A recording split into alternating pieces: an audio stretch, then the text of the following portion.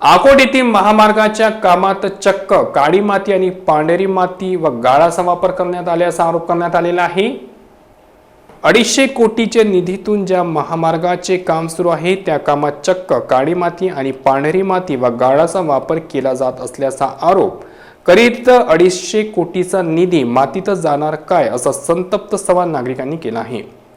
वणी रंभापूर अकोट हिवरखेड 250 कोटीच्या वर बजेट असलेल्या रस्त्याचे काम अत्यंत निकृष्ट दर्जाचे होत असून याबाबत जागरूक नागरिकांनी आवाज उठवणे सुरू केले असून वारखेड हिवरखेड ते अडगाव च्या रोडवरील स्पॉटवर संबंधित कंपनीच्या प्रतिनिधींना बोलावून नागरिकांनी चांगलेच धारेवर धरले आणि निकृष्ट काम निदर्शनास आणून मुरुमऐवजी काळ्या व पांढऱ्या मातीचा गाळा सर्रास वापर होत असल्याने उघड नाराजी व्यक्त केली।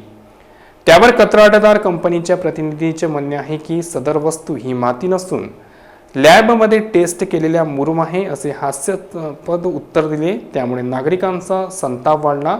सोबतच धातूर मातूर देखावा वगळता कोणत्याही ठोस सुरक्षात्मक उपाययोजना करण्यात आलेल्या नाहीत आणि या रस्त्याचे काम सुरू करण्याच्या पूर्वी हजारो मोठ्या मोठ्या वृक्षांची कत्तल करण्यात आली आहे। त्या जागेवर नवीन वृक्षांची लागवड झालेली या मार्गावर कुठेच दिसत नाही।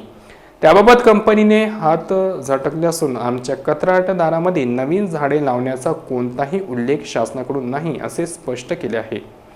यावेळी एका सुज्ञ नागरिकांनी RN न्यूजला दिलेली प्रतिक्रिया। नमस्कार, मी परिमल जाधव, राहणार खंडाळा। हे माझ्या बाजूला शेत आहे। या शेताच्या बाजूलाच इथं रस्त्याचं काम सुरू आहे।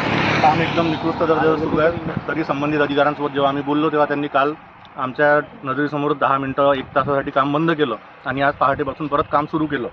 आणि अकोटपासून मुढाळगावपर्यंत जेव्हा रस्त्याचं काम केलं तिथे चांगला व्यवस्थित मुरुम वगैरे टाकला आणि आता इथे हे काळी माती टाकत आहेत। ही माती आणि माझ्या शेतातली माती ते सारखीच आहे। आता शेतात जशी पिकं घेतो तशी रोडवर पिकं घ्यावं का आम्ही, असं त्यांना मी विचारलं तर ते बोलले नाही, आपण याच्यावर काहीतरी करू, काम बंद ठेवून। आज सकाळपासून त्यांनी परत काम सुरू करून दिलं।